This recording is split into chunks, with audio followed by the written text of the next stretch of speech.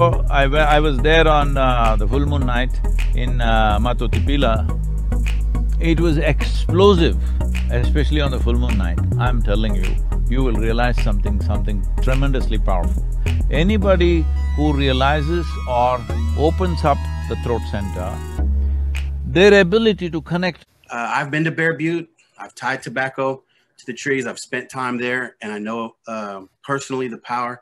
If you wouldn't mind expressing a little bit about what that time was like for you in those sacred spaces. I have too much to say about this. To make it brief, I will stick to one point.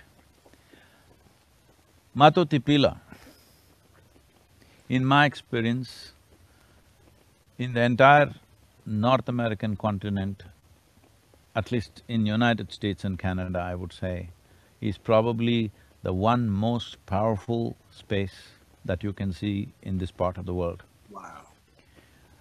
It has a dimension. See,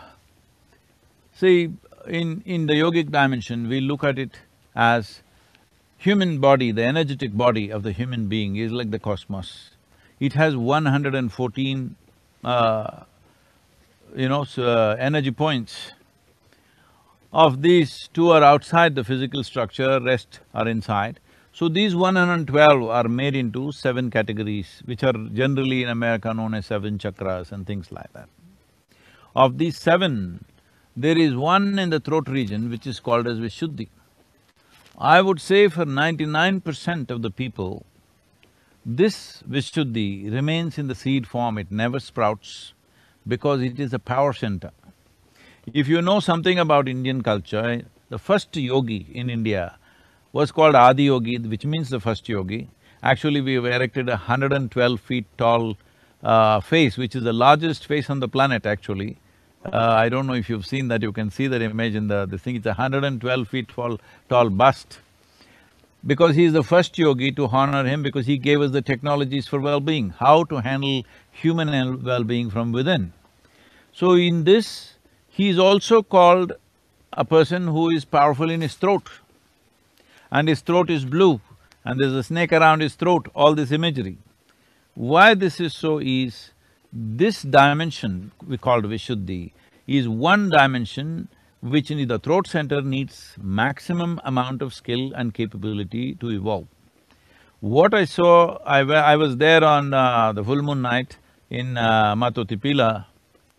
It was explosive dimension of Vishuddhi or the throat center.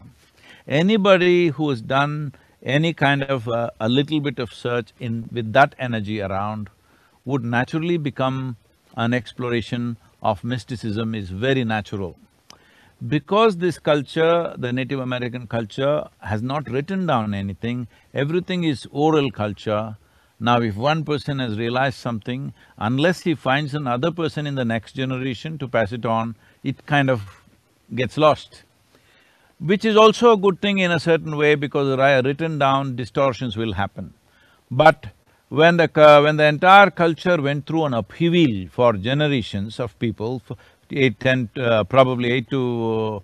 maybe 10 to 20 generations went through a whole upheaval, that culture could have been broken. But even now I'm saying, especially Tab, you are a singer, you must spend minimum 3 days at this Matho Thipila, especially on the full moon night. I'm telling you, you will realize something tremendously powerful.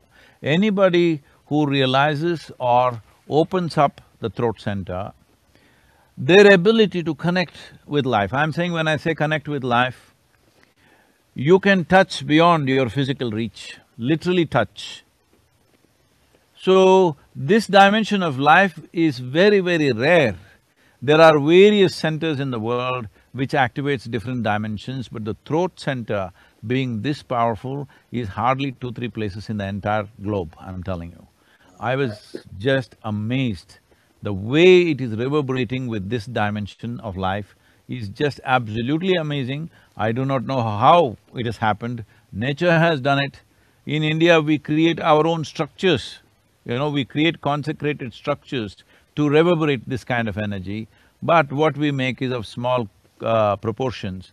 But here it is standing in such a magnificent form, and This in many ways, I've spoken in detail about this, I don't want to go into the detail. This in many ways, whether tribes were from the plains or from the mountains, from the coast, wherever they were, this has influenced the entire culture in a huge way, because when I hear the Native American voices, what I see, I have no scripture in my head, I don't have any bookish knowledge or religious knowledge. All I have is, I can feel the place with my eyes closed.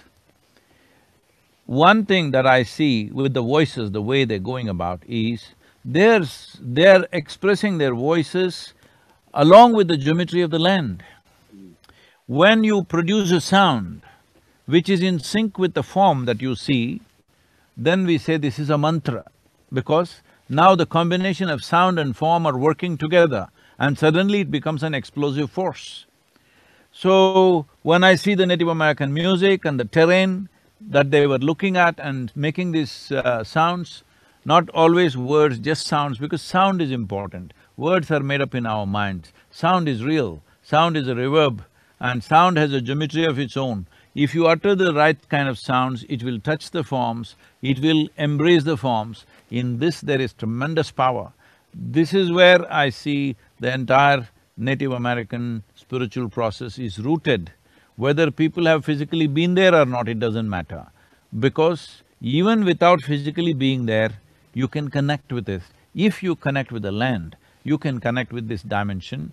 And if you connect the land and the sound, you will definitely connect with this Matho Thipila, because this is not a physical thing. There's an energetic dimension to that. See, we have a physical body, but without the life energy, what is this physical body? It's just rot, all right? So what is a stone? A stone is nothing unless it has an energetic body. Here there's an energetic body expressing this dimension of the throat center in the human system in an extremely powerful way, which is… I've never seen a place like that in my life. I've traveled literally everywhere, I'm telling you. That's So amazing. that's been one of the most profound things, and Cahokia also was a great thing for us to see, because we discovered certain things that what they have done there, and some things that have gone right, some things that went wrong there. That's a different aspect, but this Matho Thipila is a must for every indigenous person, it's a must, whether they go there physically or otherwise, they must connect with this. This is where the power is. The basis of your culture in some way energetically is here. And with connecting with that could also be the liberation for the future.